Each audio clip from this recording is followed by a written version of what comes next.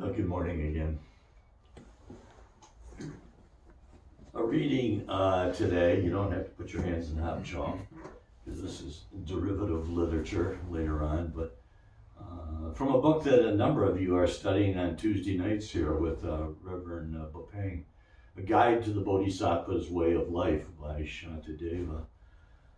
This is chapter 5, Guarding Alertness. Listen if you would. Those who wish to guard their practice should very attentively guard their minds.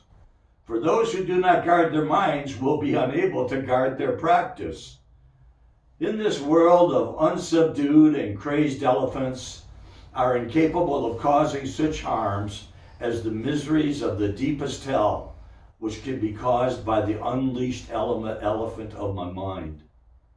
But if the elephant of my mind is firmly bound on all sides by the rope of mindfulness, all fears cease to exist, and all virtues come into my hand.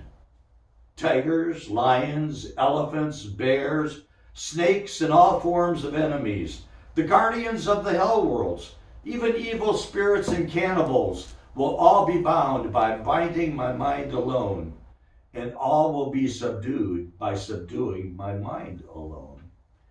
End of the reading. Now, remember, Shantideva lived somewhere around the 8th century, so in the 700s. And he lived at Nalanda. Nalanda was probably the most premier, the largest university and monastery in the world at that time. Somewhere between the 400s and the 1400s.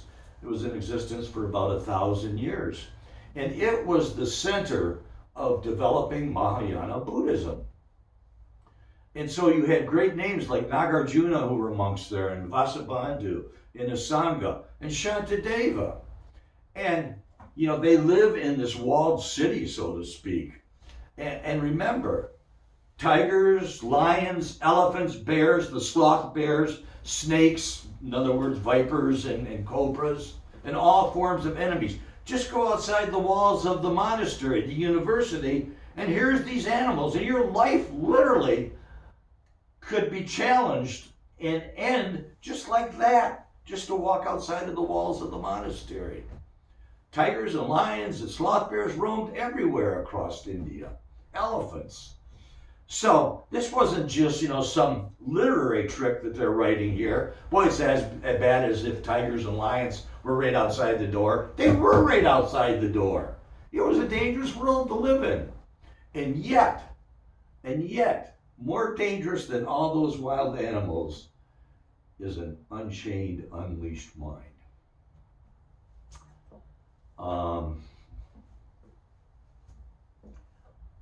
I was watching Andy Griffith the other day. I watch Andy Griffith a lot. I've seen every episode probably anywhere from 10 to 25 times over the years. And in this particular episode, Barney's trying not to have an emotional meltdown, and he's playing tough. And he said, Andy, when I've got a rough path ahead, he says, I develop a new muscle in my emotional constitution. And of course, we all know that Barney's, what he's really like. He's actually a pretty soft-hearted guy, and he's not as tough as he pretends to be. And I thought, man, if only I could develop a muscle over all my decades of living for every rough spot that I've hit in my emotional constitution, I'd be in much better shape than I am now. All of us have ridden the emotional roller coaster. We travel up to the heights of Mount Everest and down to the depths of the Mariana Trench, and sometimes it happens in the very same day. And I got to tell you, very first date I ever went on where my father gave me the keys to his company car to drive. I've been on dates where older women, older girls, high school girls had taken me out. But this was the first time that I was driving with someone my own age. And after the requisite talk with me, about keeping my pants zippered and her blouse buttoned, I like, okay, Dad, please, let's not go there. And I picked her up and we went to the party. And there's a bunch of other high school classmates. And we go to the party and we're dancing and just having a blast, and it's like, I really, really like this girl. And all of a sudden, in walks her old boyfriend, another classmate of ours. And all hell broke loose in my mind because she immediately went over and started talking with him, and they started dancing. And I went from the heights up here all the way into the pits. And ended up leaving early, taking her home. You know, there goes that relationship. And I drove home, and I went up. I lived in the attic, and I went up into the attic, and I just sat there at my desk, and I thought, man, this is just crazy. I mean, my life had already been kind of an emotional roller coaster. My my parents loved one another, but my dad was a salesman, and to make sales, he took clients out to drink, and he took clients out a lot to drink. And of course, what do people run into when they go to bars is other women. And my dad had a roving eye. And invariably, you know, he'd come home late and three sheets to the wind, and there'd be an argument, you know, and I could hear every word, and I would pray to God, stop the arguing, please stop this arguing. And it never stopped. And so, you know, I was already on this emotional roller coaster with my folks, and now it's hitting me. Here's a girl who I thought liked me. We go out, and she runs into her old boyfriend, and all of a sudden she's gone. I thought, man, life just sucks, you know? And I started staying up late at nights, you know, thinking about the vagaries of life, just how things changed in an instant, just like that. And eventually, I had trouble handling the emotional roller coaster. And over time, I started drinking to prop up my good feelings about who I was and to bury the bad feelings about who I was. And there were a lot of bad feelings about who I was. And drink became my refuge. It became my medicine of choice to numb myself, alcohol. And some people choose drugs, some choose pornography, some choose gambling, some choose shopping, some do choose internet gaming, you know, they're all day long, you know, on their gaming device. We find ways of distracting ourselves, of trying to numb the emotional distress, the stink that we create for ourselves, and we got to stew it. And mine was drink. Well, a couple of weeks ago, I saw the movie Water for Elephants. I don't know if any of you ever heard of it. It's with Reese Witherspoon, 2011 movie. And it's set in 1931 during the Great Depression. And the Benzini Brothers is a traveling circus.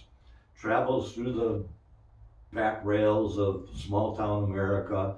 They stop at the towns and set up their big tent, and they've got this circus elephant that they get, an Asian elephant. But this circus elephant doesn't want to obey them, and in fact, kind of goes on a rampage within the big top one night and scares the hell out of all the people that are there. And so August, who's the owner of the circus and the ringmaster, and he's married to Marlena, who is Reese Witherspoon, who's the prime star of the show. And he's pissed. And he gets a bull hook, and he attacks the elephant. He just keeps hitting it, cursing at it. And pretty soon there's a huge wound on the elephant's shoulder. And the elephant goes down, bleeding all over the place. And he's like, this goddamn elephant's got to learn. This is how you teach an elephant to behave. You have to prove that you're the master. And Jacob, who is a unlicensed veterinarian, he's the animal care person for the Benzini Brothers. And so he and a couple of his buddies, they get all the whiskey they can find, the prohibition whiskey they can find, and they pour it in a bucket, and they let Rosie the elephant drink it to numb the pain, and so that she feels better. And you know, it works. And they discover over a period of time that Rosie understands Polish. There's an old Polish guy who's on part of the retinue, you know, of the circus. And he happens to be talking Polish one day, and the elephant's like, ears picked up, and the elephant understands Polish commands. And so when they treat her with loving kindness, they care for her wound, they keep giving her whiskey every day to numb the pain for about a week, and she starts responding beautifully. They care for her rather than being mean to her. You know, elephants, just like Shanti Deva says, who can, are a symbol of Mara. They're some symbol of our weakness, of our shadow side, our dark side. The side that we like to suppress, we don't like to look at very much.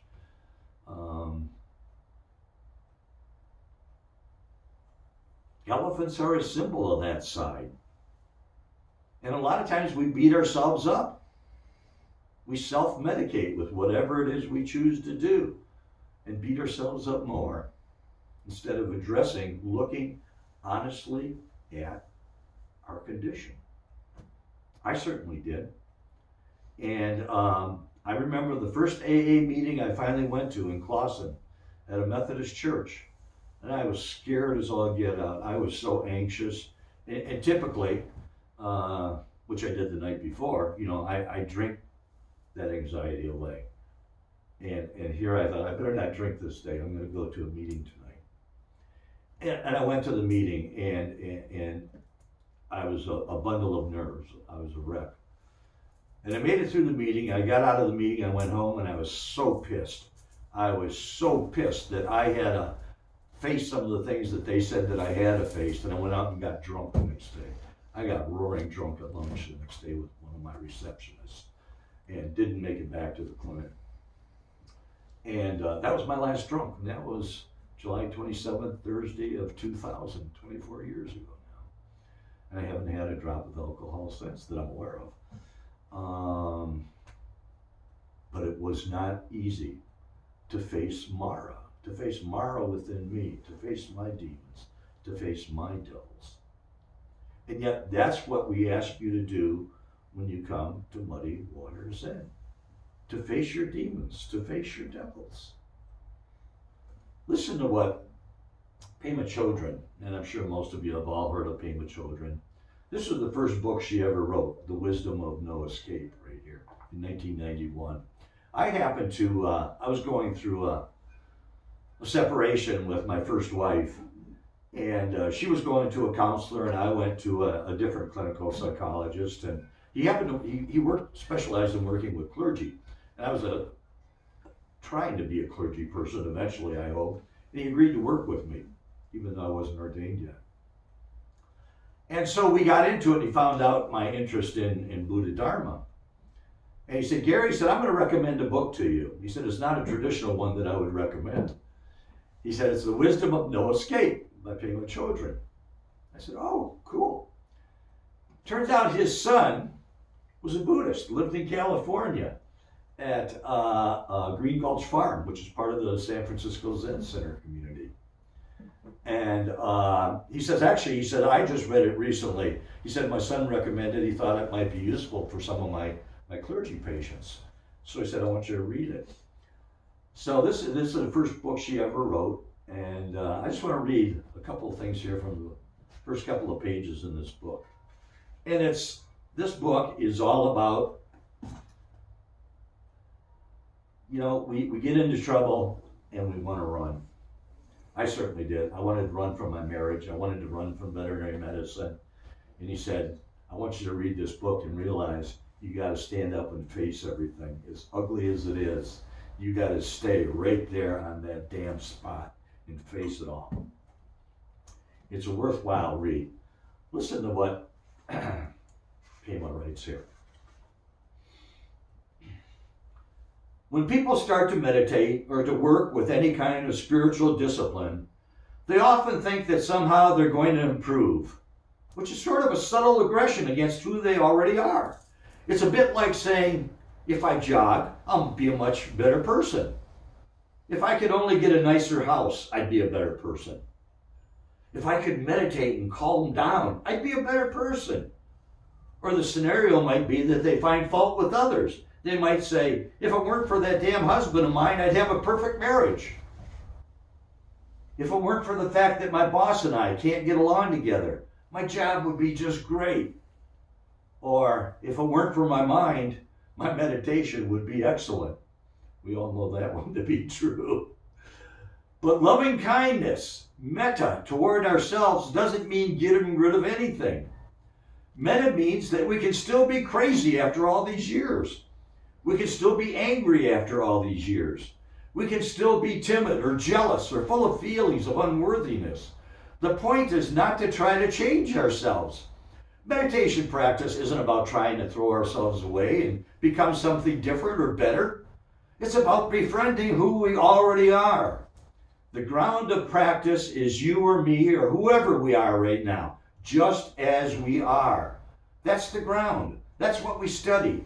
That's what we've come to know with tremendous curiosity and interest. One of the main discoveries of meditation is seeing how we continually run away from this present moment, how to avoid being here just as we are. You know, if we can't accept ourselves, if we can't have loving kindness for ourselves, how do we expect to accept others? How do we expect to have loving kindness for others? We can't. We've got to learn, first of all, who are we, honestly, truthfully, right here, right now. Accept ourselves, love ourselves, and go on.